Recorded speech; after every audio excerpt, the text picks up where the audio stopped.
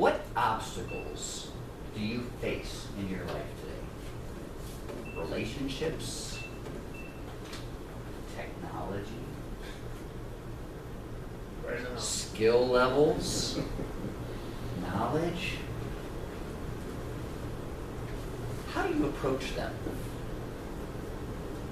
I'm going to today share an experience and some recent insights that I gained from the past couple of months that I think will be very helpful for you as you think about the obstacles that you have in your life. Fellow Toastmasters, honored guest again, I'm glad to be here. I want to talk about obstacles that we have in our life. When is an obstacle a good obstacle? And when is an obstacle a bad obstacle?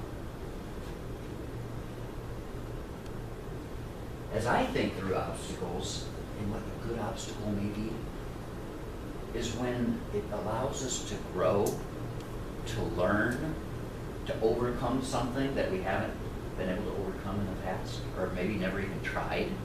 Something that gives us the ability to increase our confidence. A bad obstacle. I look at a bad obstacle as being something that's out of our control.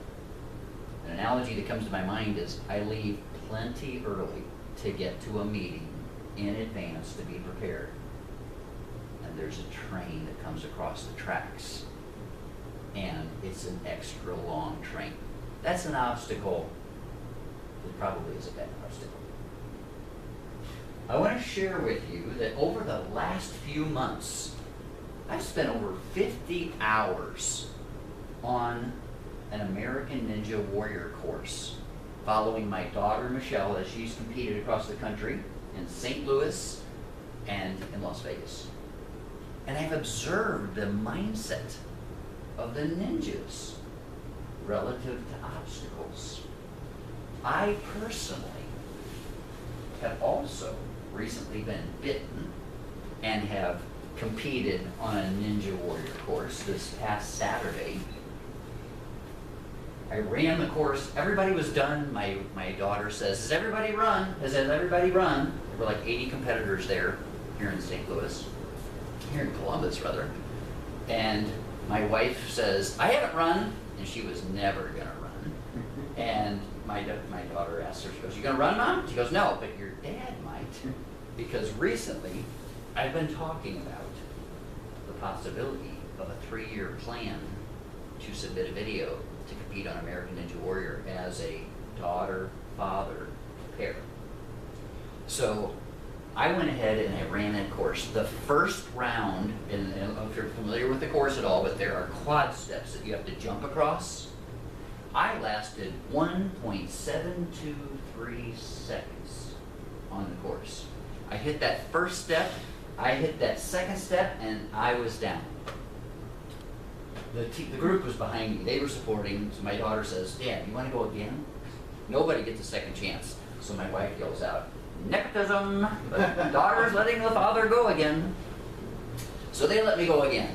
And the second time, I grabbed onto that first obstacle, that first quad step, and then I leaped across the 5 feet to the next one. I was able to make it through that first obstacle of the 4 quad steps. And then I went on to a balanced beam that was actually a strap that you had to walk across. Halfway through, as I tried to go across it quickly, I fell. Wasn't able to make it. I've been bitten by the desire to be on those obstacles and to beat them. How does a ninja approach obstacles? They will do anything in their power to be able to face an obstacle, to be able to get on one. They volunteer to be testers if they're not selected by the show. They travel to cities all across the United States anytime one of their peers is putting on a ninja event, just so they can be on the obstacles. When they're in St. Louis at a region or Las Vegas, they show up early so they can watch as the obstacle is assembled. And then they study it as testers go through and as they adjust the course, sharing ideas. Do I go light on this or do I go tight on this? Do I try to go across it quick or do I take it slow? anything that they can come up with to help make them be more competitive, they do. They do anything to have a chance to beat that obstacle. It's a great mindset. I, as a business owner, face obstacles when it comes time to market my business. I don't like the idea of telling somebody I'm a professional business coach and not having them want to work with me or buy sessions from me. I feel like it's a rejection. If I think of it logically, I don't even want to work with people unless they actually could really use and need a coach. But still, I just don't like the rejection. So I can step back and have a tendency to not want to take on that obstacle of letting people know that I'm a coach, because I don't want to hear that. If I also think of speeches, me, potentially you, there are critics in the room. They are going to stand right here and give you feedback about how you did. I don't want to do that. I don't want to get that feedback. So I can, on occasion, avoid the obstacles that can help me grow and get better. What obstacles do you face in your life? What obstacles are good obstacles for you to face? How do you approach them? How could you approach them? The important question is, how should you approach them? Approach them with the mind of a ninja. Thank you.